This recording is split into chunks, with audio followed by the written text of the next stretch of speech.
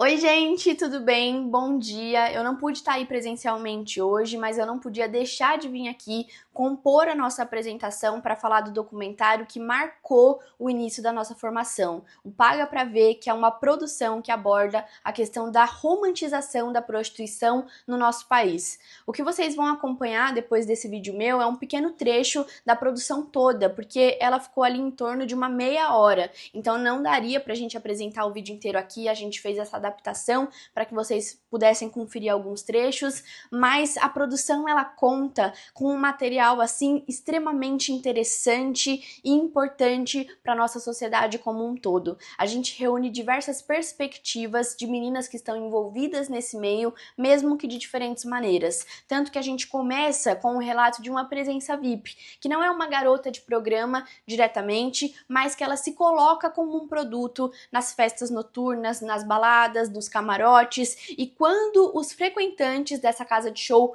percebem que elas não vão ficar com eles se revoltam e tratam elas como se fossem prostitutas. Então elas são agredidas, são xingadas por simplesmente não quererem e terem vontade própria. E a gente segue a produção ouvindo a Camila, que é uma profissional do sexo que trabalha em sites e atende em casas de prostituição. Então ela faz ali o programa dela no prostíbulo, tendo uma segurança maior, uma garantia de proteção mais direta, mas ainda assim ela tem os mesmos sentimentos do que todas as outras meninas. Um sentimento de culpa, um sentimento de nojo, um sentimento até de satisfação, uma vez que existe um grande dinheiro envolvido, mas embora elas recebam ali altos valores, elas pagam o preço disso. E muitas vezes o preço ele é altíssimo, sendo pago com muito nojo, vez que esses clientes às vezes são agressivos, às vezes chegam sob efeito de droga e principalmente são clientes criminosos, que têm fetiches bizarros e inclusive doentios. A gente observa inúmeros relatos de pedofilia, principalmente nas ruas. Eu fui até as ruas, eu falei com as garotas de programa transexuais, mulheres cis, menores de idade, mulheres mais velhas, e é assim, gente, quase que unânime, 50% é mãe solo e os outros 50% ou ainda é menor de idade ou começou sendo menor de idade. É uma ou outra que começou recentemente, já sendo adulta, a maioria começou na adolescência e todas elas falam a mesma coisa. Os caras preferem que sejam meninas mais novas, os caras preferem que seja criança. Às vezes chega cliente para umas e elas recebem um relato de que eles têm a vontade, o desejo sexual de ter relação com a própria filha de 10 anos. E elas simplesmente têm que desligar o sentimento, o pensamento diante daquilo e se colocar à disposição daquele homem. Então, muitas vezes se colocar à disposição custa a sua vida, custa o seu psicológico, custa inúmeros riscos que você corre, vez que você está exposta, principalmente para as meninas que estão nas esquinas. E quem tá olhando para tudo isso? E quem fez esse questionamento não foi eu, muito pelo contrário. Quem começou levantando essa bandeira há muitos anos atrás foi Gabriela Leite, uma prostituta que se tornou protagonista no Sindicato das Prostitutas, exigindo mais direito para as garotas de programa que estavam nas ruas, que estavam nos prostíbulos, que tinham o sexo como um serviço e não o corpo como um serviço. Ninguém vende o corpo, elas vendem um serviço sexual. E a Gabriela Leite falava isso abertamente. E para trazer essa representação, a gente tem a grandíssima atriz Fernanda Viacava, que você com certeza conhece se você já assistiu a série Sintonia da Netflix. Ela é a pastora da Rita, ela acumula mais de 30 anos de carreira na atuação e para fazer o monólogo Gabrielas, que inclusive vai tá rodando aí na Pinacoteca mês que vem, tá todo mundo convidado para assistir. Ela realizou 5 anos de pesquisa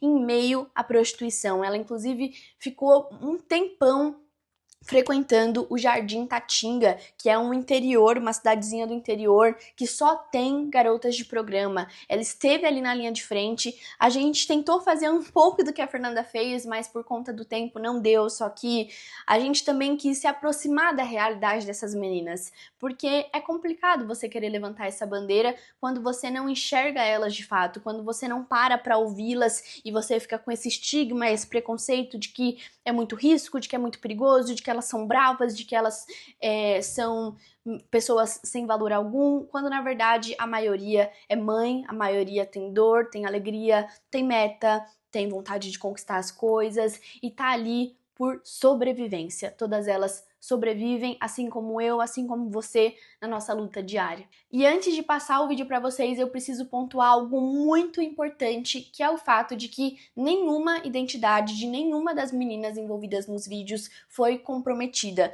A gente tem um filtro de censura no rosto de cada uma o tempo todo, a gente modificou as vozes de todas elas, então estão distorcidas, são vozes que não são reais, são vozes alteradas, a gente não divulgou o nome de ninguém, o nome verdadeiro, os nomes que foram divulgados são nomes utilizados no profissional delas, então existiu também essa preocupação, esse cuidado, porque o nosso objetivo de forma nenhuma é expor ninguém, é comprometer a vida pessoal de alguém, muito pelo contrário. O objetivo dessa produção foi mostrar que elas precisam de mais direitos, elas são um grupo extremamente julgados por essa sociedade, mas que ao mesmo tempo é uma sociedade tão hipócrita, porque muitas vezes as escondidas estão ali precisando delas, estão ali atrás delas, mas são as mesmas pessoas que acabam condenando, julgando e pedindo para que elas tenham menos direitos, quando na verdade não. A lei tá aí para todos, elas também são cidadãs, assim como eu, assim como você, e merecem essa dignidade e essa integridade garantida.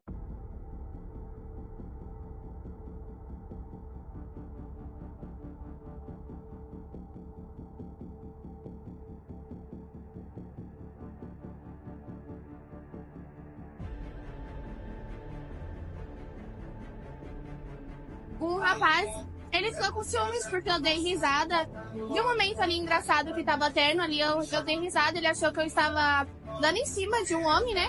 E ele foi lá e meteu um murro no meu peito. Mas ele já tinha essa fama de bater nas meninas mesmo, que davam atenção pra outras pessoas. Ou, tipo assim, não quisesse ficar com ele.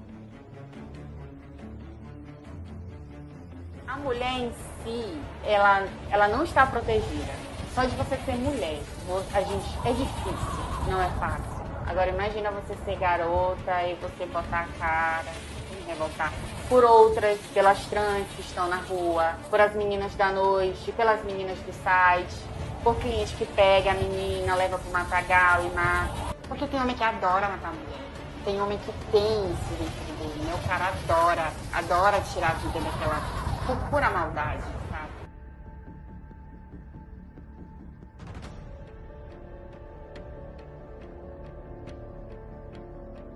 Tipo assim, o ano passado eu fui na casa de um cliente e tinha um machado, a exemplo, esperando.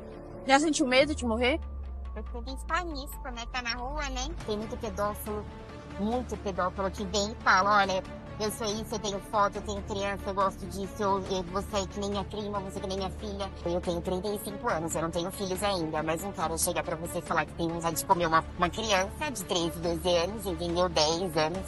Então é muita coisa. Essa é a vida. Vocês pretendem continuar na prostituição? Ninguém tá aqui porque quer. Você tá aqui por quê? Todo mundo tem um motivo. Dívida, filho pra sustentar. Que a sociedade encara muito como, tipo, quase que bem feito, quem mandou. Sendo que todo mundo fala da puta, mas ninguém fala do cliente. Porque só existe a puta porque existe um cliente ou uma clienta procurando. Como que a gente vai falar de uma classe que a gente também não consegue se colocar totalmente no lugar dela, né? Então vamos colocar a prostituta, né, como uma mulher, como outra qualquer. E no teatro eu fiz outras prostitutas também. E eu sempre, e toda personagem que eu faço, eu penso, a personagem tem a profissão, mas ela tem todos os sentimentos e todas as dores de um ser humano. Para poder lutar sobre os direitos das prostitutas. Ninguém quer discutir os direitos sexuais de mulheres que optaram mesmo, e não são vítimas de nada, por fazer sexo comercial. O preconceito é imenso, inclusive no meio. Ela é puta. Mas tem preconceito, porque ela vive dentro da sociedade. Já te chamaram, provavelmente, sua putinha. É a mulher que tá fora do padrão da sociedade, que a sociedade acha que tem que ser. É a mulher ousada, é a mulher que não tem medo do seu caminhar, é a mulher que não tem medo de se colocar, né? Que fecha a roupa que ela quiser e pronto, acabou, né? Essa é a mulher que é chamada de puta, né? Não só a mulher que trabalha com sexo, mas essa mulher que se coloca. Essa é a xingada.